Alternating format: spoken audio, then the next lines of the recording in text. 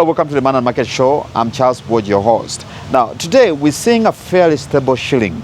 Now, if you ask pundits, they'll tell you that one of the reasons why the shilling is where it is today is mainly because of the increase in inflows, especially from commodities such as coffee, which has done fairly well given the good, favorable international prices combined with good production volumes that are being generated locally. Now, on top of that, there's been a fairly low demand for the dollars, partly conditioned by low effective demand by both households, but then also, some businesses because of, the tightness of the economy that many have started to feel, both at the household level, but then also the business level. Welcome to the show once again. When we invest our money in business, the question is, what happens to the profit that we make? Because we know when you put money somewhere, of course that money is supposed to earn you income. Now from this income, you're supposed to deduct your cost, and what remains is actually your profit. Now the key question that we ask is, what do you do with the profit? Because you can choose to eat it, but then the smart way, especially for those that are starting business, is to reinvest that profit, because that's how you grow your business profile. Take a look. Whatever resources anybody has, either in form of salary or resources that are coming from your micro or smaller business, it can only make meaning if that resource is continuously growing where you have invested it. So in the financial literacy spectrum, there's a flow of things that you must take care of, and there are normally 7 of them. Number 1 is earning. That earning should not be a constant figure if you have been investing part of your salary. If you have not been investing part of your salary, that earning is going to be a fixed figure. But number 2, whatever you're earning, you should learn to save. And whatever you save, number 3, you should invest it. Now, if you have been investing and you want to make that investment to become wealth, you should begin to reinvest the income from the investments that you have been making. That reinvesting there is where many adults tend to stop. They finish one housing estate. They think since they have finished a house, they have made it in life. And they compare themselves with somebody else who does not have such a thing. So that reinvestment is a key component of financial literacy. After that, you can now look at spending. After that, you look at budgeting. And then you can continue to look at what we call access to loans. Most adults tend to drop all the other aspects of saving, reinvestment, and budgeting, and they go straight to earning, spending, and loans.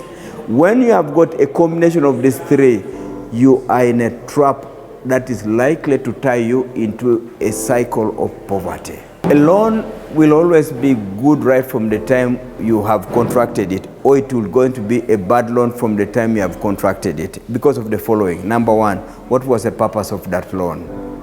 If the purpose of that loan was a lifestyle reward to you, the one who has accessed the loan, that loan was not going to give you a good cash flow. The purpose is key. Number 2, what amount of a loan did you take? And is that amount corresponding with the need that you are talking about? Sometimes you take a loan of a certain volume because of the limitations of what you can take, but then the project you go for is far bigger than the loan can complete. That project will not be completed. But number 3, we also ask the issue of saying, do you know how that business runs and works? The capacity, the capability to manage such a business. You have gotten this money. The amount is right, but you have the technical skills. Can you manage that type of a business? Can you pay for workers that can run that business? If you cannot, that loan is going to struggle. But also the other thing is, what are the assumptions you used to predict that this loan can be paid within 2 years? And in the 2 years, it can be paid on a quarterly basis. How is the cash flow that you are using matching with that loan? If that cash flow is inadequate or it is mismatched, you are going to struggle. Now, if you look at the demographics of Uganda, the population numbers, in the 1990s, we weren't anywhere near 20 million Ugandans. Today, we are approaching 50 million Ugandans. We are in the range of 45 million people. Now, the question is our supportive structure, our supportive structures, the physical structures like infrastructure, growing in tandem with these numbers? Urbanization is the concept that many have shared and talked about. Is it being supported by the requisite infrastructure to support the numbers and then the people that are moving from rural areas to the urban centers? We're exploring this in this segment. As you are aware, Uganda is experiencing a high urbanization rate of 5.2% per annum, where over 27% of Uganda's population now live in urban areas. And it is projected that by 2050, about half of Uganda's population will be living in urban areas.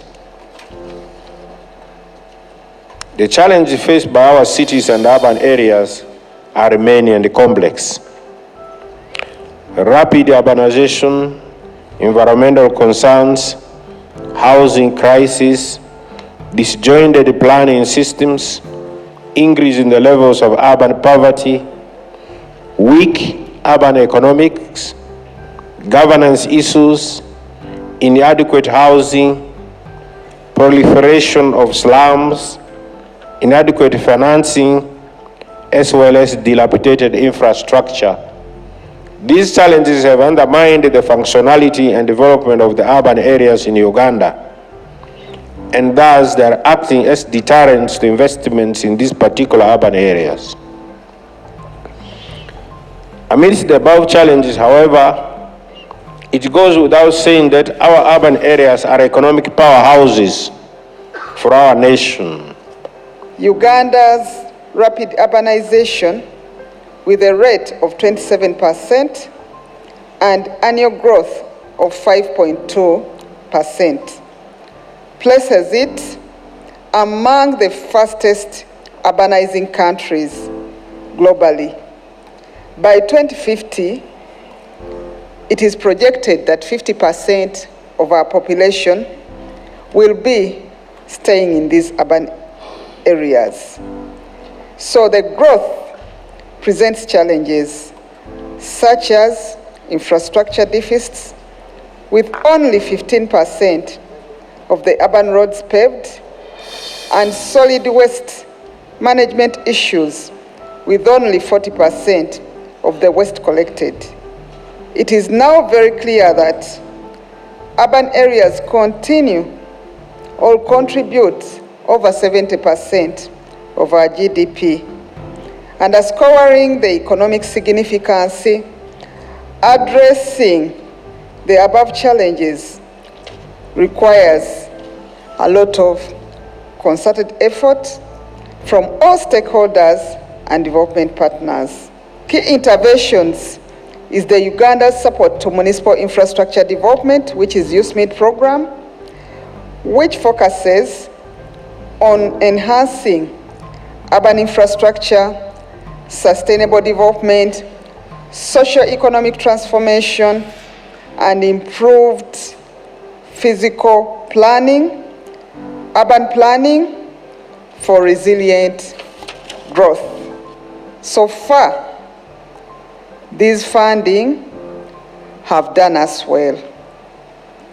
Participating cities and municipalities have also prepared city development plans and municipal development plans, which facilitate orderly development and preparation for capital investment plans for their respective cities and municipalities. Many of these cities and municipalities are beginning to think big about the prospect of sustained development and urbanization of their cities and municipalities. Infrastructure and urban development are not two separate processes, but are interdependent.